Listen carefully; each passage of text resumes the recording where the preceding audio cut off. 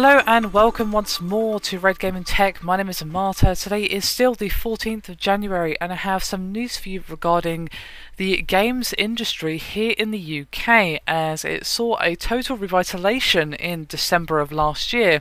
After months of lethargy and decline, of course, we saw a temporary boost with the release of GTA 5, but of course, in December, on the back of the two new console launches, coupled with the massive hype and PR train that goes alongside them, and of course some very high profile game launches and strong performing new IP as well, the UK retail game industry actually managed to rack up £600 million in that month. Now, as was pointed out by MVC UK, the software alone made £265.4 million, but it was the console hardware market that saw the biggest spike, with over 1.25 million game machines sold over in this month. Of course, most of this comes from both the PS4 and Xbox One launches, as well as the Xbox 360, which has always been the strong performer.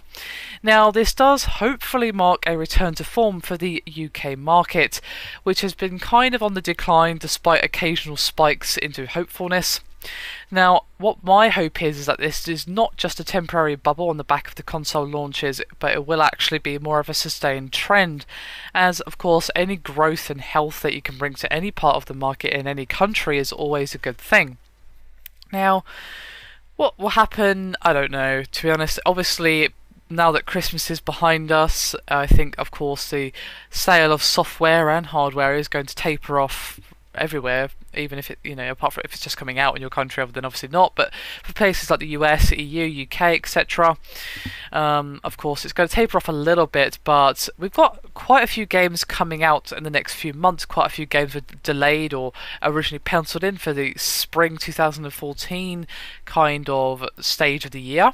So we've got that to consider as well. Of course, we've got Infamous Second Son, Titanfall, and quite a few other big titles coming out. So while we may see a bit of a slump in the dry January/February period, I would expect to see a spike once again as we approach the next glut of games. Now, of course, the launch period is very, very important in the life of any console. But it's kind of what happens after that that really decides what happens. Of course, it's all about longevity. You can't, of course, make enough money just on one spike in the market and then that's it. Obviously, that's not good enough. You need a more sustained flow of sales and that kind of thing. So hopefully this will breathe some health and life back into the UK market, but I think it would be too soon to say exactly what's going to happen. Anyway, that is me done for this video. Hope you've enjoyed it. Thank you very much for watching, and I'll see you next time.